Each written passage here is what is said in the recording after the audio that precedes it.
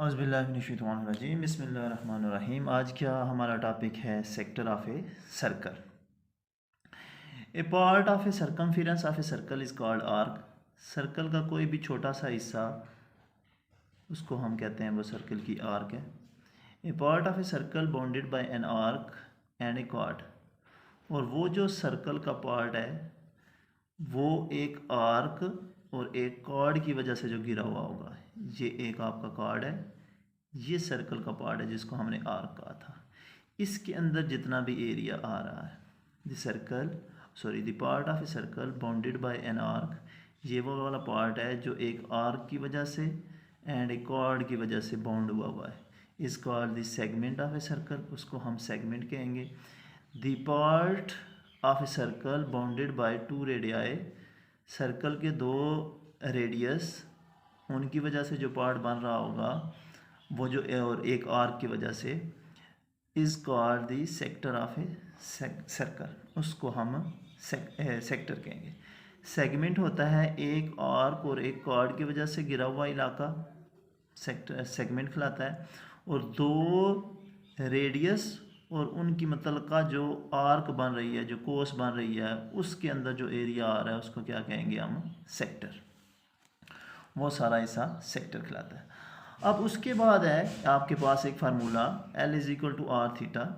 इसका प्रूफ आप देख लीजिएगा, बिल्कुल सिंपल सा ही है। वो ये है कि L is equal to R, L इसमें आर्क लेंथ होती है, जो भी आर्क आपके पास दी होगी उस आर्क लेंथ होगी। आर जो होगा वो वाला ये रेडियस होगा, और थीटा इन दो रेडियस की वजह से जो एंगल यहाँ पे सेंटर पे बन रहा होगा वो वाला होगा। अब हम सर्कुलर मेजरमेंट पढ़ रहे हैं तो यहाँ पे जो एंगल है वो ज़ाहिर सी बात है हमारे पास होना चाहिए रेडियन के अंदर। अगर कोई एंगल हमारे पास रेडियन के अंदर नहीं है तो हम पहले उसको रेडियन के अंदर कन्वर्ट करेंगे, ये फार्मूला यूज़ करने के लिए L is equal to R theta. अब ये वही बात कह रहा है कि रेडियस अगर आर हो और L अगर आर की लेंथ हो तो इन दो रेडियस की वजह से सेंटर के ऊपर जो एंगल बन रहा होगा वो थीटा होगा, और इनके दरमियान जो रिलेशन है वो L is equal to R theta है। ये फार्मूला यूज़ करते हुए हम अपनी एक्सरसाइज 7.2 के कुछ क्वेश्चन करेंगे आज की वीडियो में। जैसा कि हमारे पास 7.2 एक्सरसाइज है उसमें क्वेश्चन नंबर 1 से लेकर क्वेश्चन नंबर 6 जो है वो यही वो कह रहा है कि ये फार्मूला यूज़ करें। फाइंड द थीटा, यहाँ पे आपने थीटा फाइंड करना है इन दो क्वेश्चन के अंदर। क्वेश्चन नंबर 2 के अंदर वो L फाइंड करने को कह रहा है, क्वेश्चन नंबर 3 के अंदर R फाइंड करने को कह रहा है। इसी तरह 4, 5, 6, 7 तक, बल्कि 8 तक ऐसे ही क्वेश्चन है। उसके बाद फिर एरिया आता है, वो हम इंशाल्लाह नेक्स्ट वीडियो में सीखेंगे। आज की वीडियो हमारी क्वेश्चन नंबर 8 तक है, जिसमें हमने ये formula L is equal to R theta use करके हमने डिफरेंट चीज़ें फाइंड करने, कभी L कभी R और कभी थीटा। जैसे हमारे पास पहला क्वेश्चन है वो हमें कह रहा है फाइंड थीटा। अगर आपने थीटा फाइंड करना है और आपके पास L की लेंथ दी हुई है 2 सेंटीमीटर और रेडियस दिया हुआ है 3.5 सेंटीमीटर। ये अगर मैं डायग्राम से अगर आपको समझाऊँ तो वो ये कह रहा है कि आपके पास एक सर्कल है जिसका रेडियस 3.5 है। दो रेडियाई की वजह से यहाँ पे एंगल थीटा बन रहा है और ये थीटा आपने मालूम करना है। और ये जो आर्क आ रही है, आर्क लेंथ L, ये कितनी दी हुई है 2 सेंटीमीटर। ये आपके पास 2 सेंटीमीटर दी हुई है। अब आप जानते हैं कि इनके दरमियान रिलेशन होता है L is equal to R theta, जो भी फार्मूला मैंने आपको बताया था। अब इसको सिंपलीफाई कैसे करना है, आप इस फार्मूले के अंदर जस्ट वैल्यू पुट इन कर दें और आपका आंसर आ जाएगा। L की जगह आपने 2 सेंटीमीटर पुट कर देना है, R की जगह आपने 3.5 सेंटीमीटर पुट कर देना है, और theta same as it is, ये मल्टीप्लाई थीटा। अब थीटा के साथ 3.5 मल्टीप्लाई हो रहा है, इधर जाके डिवाइड हो जाएगा, ये डल जाएगा 2 divided by 3.5 centimetre, unit centimetre से कट जाएगी, सिर्फ थीटा आपके पास रह जाएगा। जब आप इन दोनों को डिवाइड करेंगे 2 को 3.5 से तो आपके पास आंसर बनेगा थीटा इज़ इक्वल टू 0.5714।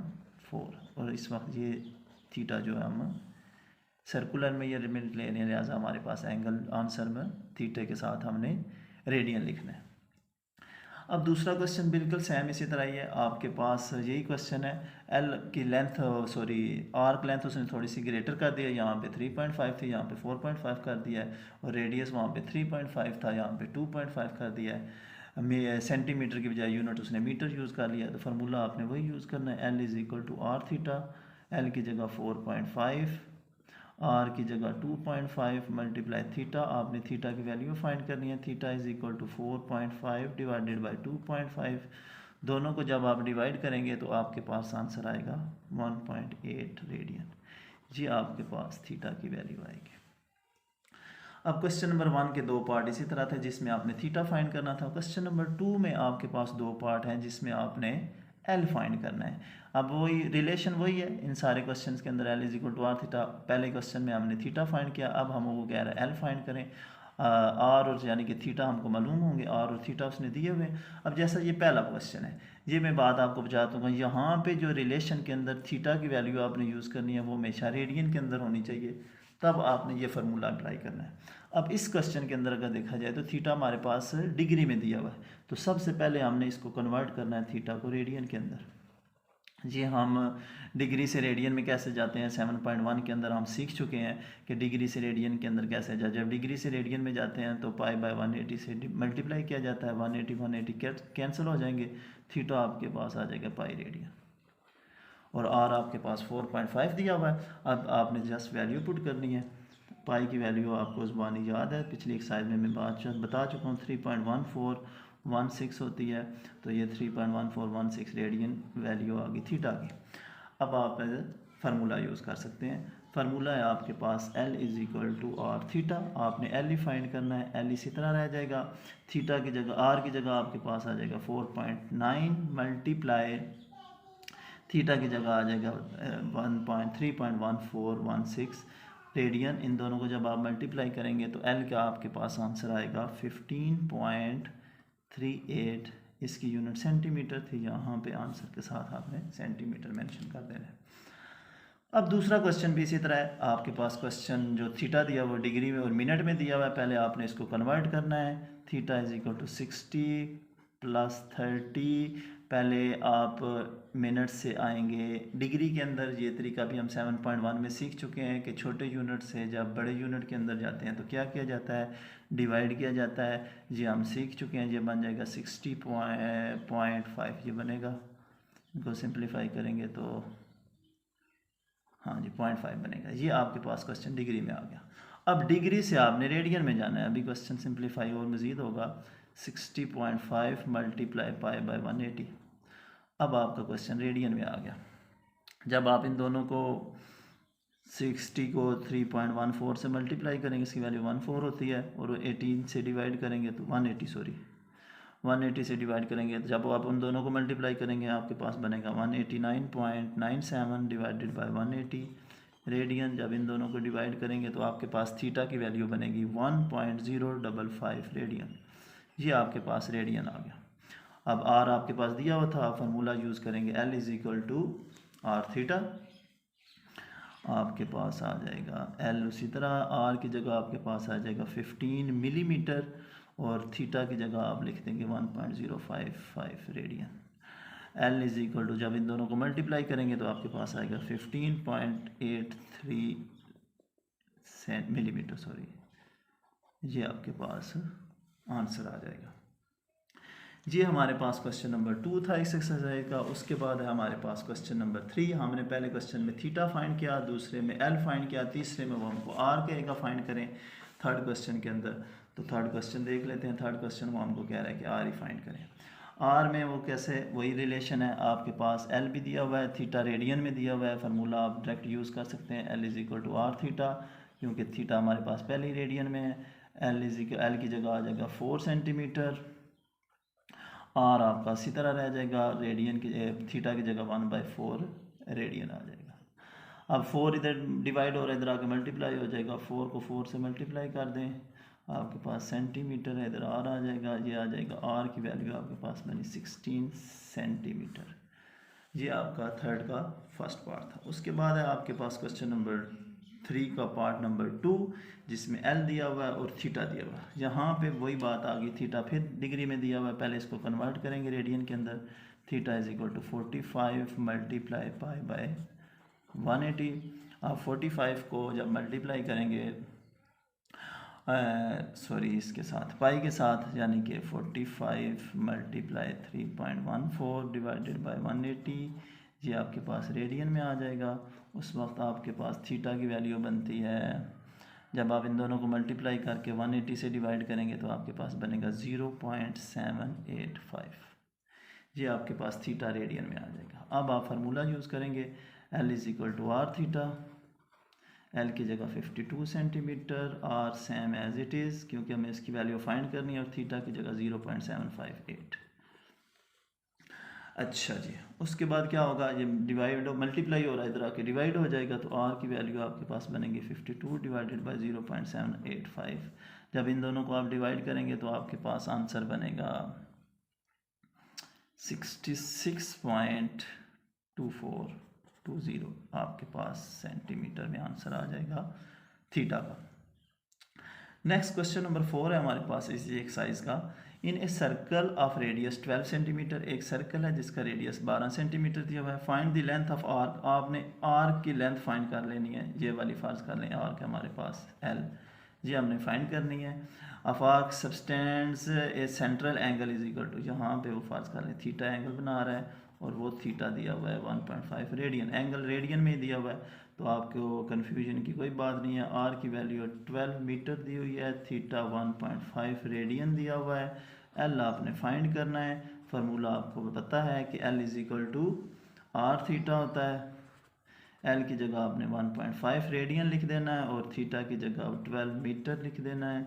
आपके पास एल की वैल्यू आपने अब इन दोनों को जस्ट मल्टीप्लाई करना है, तो वो आपके पास आ जाएगा 18 मीटर। जी आपके पास क्वेश्चन नंबर 4 था। अच्छा, यहाँ पे मैं आपकी एक कन्फ्यूजन दूर करता जाऊँ। अक्सर बच्चों को ये कन्फ्यूजन होती है कि यहाँ पे हमने जब आर की यूनिट लिखी तो मीटर लिखी, थीटा की यूनिट हमने रेडियन यहाँ पे कोई नहीं मेंशन किया हुआ।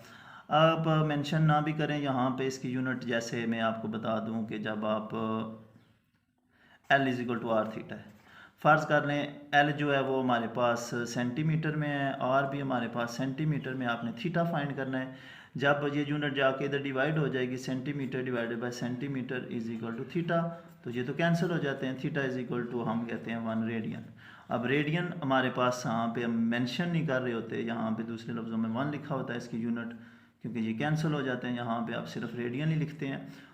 ये मीटर जब बाज़ जैसे ये सेंटीमीटर और सेंटीमीटर मल्टीप्लाई होंगे तो सेंटीमीटर स्क्वायर आएगा। यहाँ पे वो ऐसा कोई कंसेप्ट नहीं है कि आप यहाँ पे थीटा की यूनिट सेंटीमीटर या मीटरों में लिखें, या तो यूनिट इसकी रेडियन ही है। तो लिहाजा यहाँ पे जो आपके पास बाज़ क्वेश्चन में, जैसे इससे पहले क्वेश्चन सेंटीमीटर, ये क्वेश्चन नंबर 3 मैंने किया था, उसमें आप देख सकें यहाँ पे वो रेडियन दिया हुआ था, यहाँ पे सेंटीमीटर दिया हुआ था, इसके साथ 4 सेंटीमीटर था।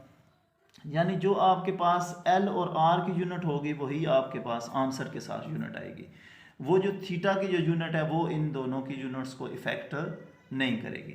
जी आप सिंपली याद रख लें कि यहाँ पे ये जो थीटा की यूनिट होगी, इस रेडियन जो साथ लिखा होगा, वो आपके आंसर में अगर आप R फाइंड कर रहे हैं या L फाइंड कर रहे हैं, इनमें से जो भी चीज़ फाइंड कर रहे हैं, अगर R फाइंड कर रहे हैं तो R L के साथ जो यूनिट दी होगी वही आंसर के साथ यूनिट आएगी, और अगर जो आप R फाइंड कर रहे हैं और L के साथ जो यूनिट दी होगी वही आपके आंसर के साथ आएगी। थीटा यहाँ पे यूनिट को इफेक्ट नहीं करेगा, ये आप सिंपली याद रख लें। उसके बाद है आपके पास क्वेश्चन नंबर 5। क्वेश्चन नंबर 5 में मुझे कह रहा है कि आप के पास एक क्वेश्चन है। क्वेश्चन ये है कि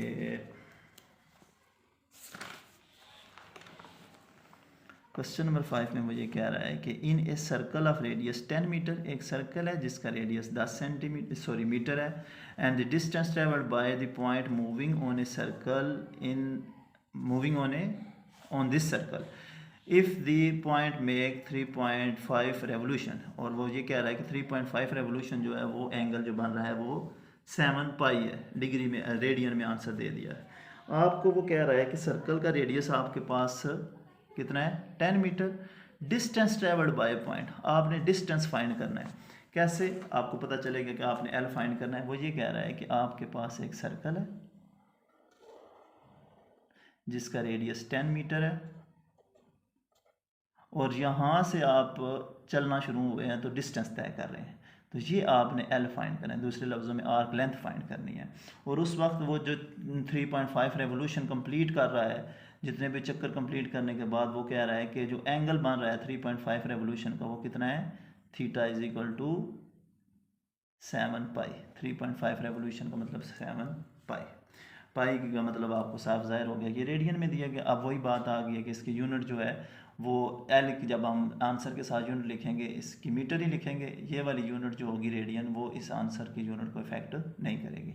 अब एल आपने क्वेश्चन मार्क बन गया आपके पास, थीटा आपके पास 3.5 रेवोल्यूशन का मतलब हो गया 7 पाई यानी कि 7 रेडियन, 7 पाई रेडियन। उसके बाद R is equal to 10 metre. आपने एल फाइंड करना है।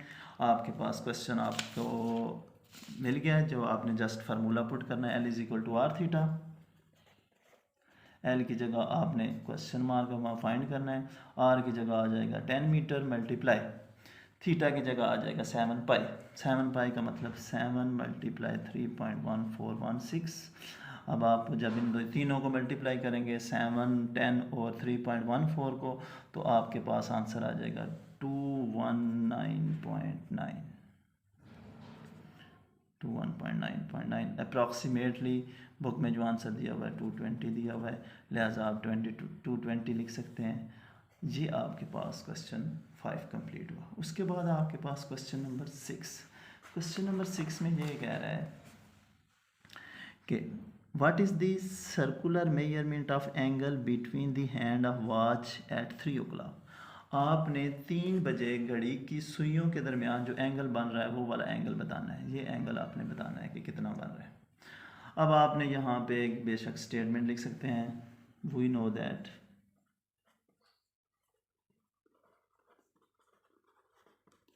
जब घड़ी की सुइयाँ एक चक्कर कंप्लीट करेंगी तो एक सर्कल, एक रेवोल्यूशन कंप्लीट होगा। एक रेवोल्यूशन जब कंप्लीट होगा, एक चक्कर जब कंप्लीट होगा, तो उस वक्त 12 घंटे गुजर चुके होंगे।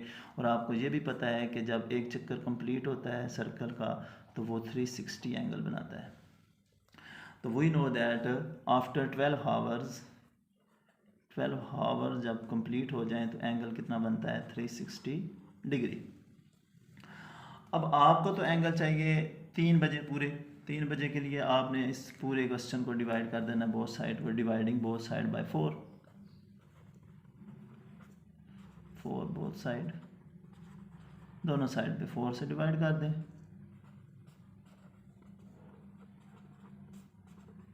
4 3 ज़ा 12, ये आपके पास 3 आवर का एंगल आ जाएगा। और 4 9 ज़ा 36, ये 90 डिग्री बनेगा। 90 डिग्री को आप कहते हैं π/2 रेडियन। ये आपका क्वेश्चन नंबर 6 कंप्लीट हो गया। उसके बाद है आपके पास क्वेश्चन नंबर 7। क्वेश्चन नंबर 7 में वो ये कह रहा है find the length of the an arc. Arc के नाम दिया हुआ है ABB। इस आर्क की आपने लेंथ फाइंड करनी है, रेडियस आपको दिया हुआ है, एंगल भी दिया हुआ है। ये नोटेशन आपको पता है कि 90 डिग्री एंगल की होती है। यहाँ पे आपके पास थीटा दिया हुआ है 90 डिग्री। 90 डिग्री को आपने लेके जाना है रेडियन में, π/180 से मल्टीप्लाई करेंगे, थीटा इज इक्वल टू, ये इससे कैंसिल हो जाएगा, π/2 रेडियन आपके पास थीटा दिया हुआ है। और आपके पास 8 सेंटीमीटर दिया हुआ, आपने फार्मूला यूज़ करना है, L is equal to R theta. L की जगह, सॉरी एल तो आपने फाइंड करना है। उसके बाद आर आपकी जगह आ जाएगा 8 सेंटीमीटर और थीटा की जगह आ जाएगा π/2 रेडियन। अब आप इन दोनों को मल्टीप्लाई करें, एल पाई की वैल्यू यहाँ पे आप पुट कर सकते हैं, 3.1416 डिवाइडेड बाई 2 सेंटीमीटर। एल आपके पास आंसर बनेगा, जब आप 8 को 3.14 से मल्टीप्लाई करेंगे फिर उसको 2 से डिवाइड करेंगे तो आपके पास आंसर आएगा 12.56 सेंटीमीटर। उसके बाद इस एक्सरसाइज का इस फार्मूले की मदद से लास्ट क्वेश्चन है, क्वेश्चन नंबर 8। क्वेश्चन नंबर 8 में मुझे कह रहा है कि आपके पास एक सर्कल है जिसका रेडियस 12 सेंटीमीटर है। If in a circle of radius 12 centimetre, how long an arc subtend an ascertain a central angle of 84 degree. यहाँ पे एंगल आपके पास फिर डिग्री में दिया हुआ है, डिग्री से आपने इसको लेके जाना है रेडियन में, पाई बाय 180 से मल्टीप्लाई करेंगे, पाई की वैल्यू आपने प्लग इन कर दी, 84 को 3 से मल्टीप्लाई करके 180 से डिवाइड करेंगे तो आपके पास 1.466 आपके पास रेडियन आएगा। फिर आपके पास आर दिया हुआ है, आपने जस्ट एल फाइंड करना है, आपने वैल्यू पुट इन की हुई है, L is equal to R की जगह आपके पास आ जाएगा 12 सेंटीमीटर, थीटा की जगह आ जाएगा 1.466 रेडियन। आप जब इन दोनों को मल्टीप्लाई करेंगे तो एल इज इक्वल टू आपके पास आंसर बनेगा, इन दोनों को मल्टीप्लाई करेंगे तो आपके पास 17.59 सेंटीमीटर, ये आपके पास आंसर बनेगा। इसके बाद है हमारे पास क्वेश्चन नंबर 9। क्वेश्चन नंबर 9 वो एरिया ऑफ ए सेक्टर है, वो इंशाल्लाह हम नेक्स्ट वीडियो में सीखेंगे। आई होप आपको आज की वीडियो पसंद आई होगी। चैनल को सब्सक्राइब करना और लाइक करना ना भूलिएगा। अल्लाह ताला आपका हामी और नासर हो। अस्सलामु अलैकुम वरहमतुल्लाहि वबरकातुहू।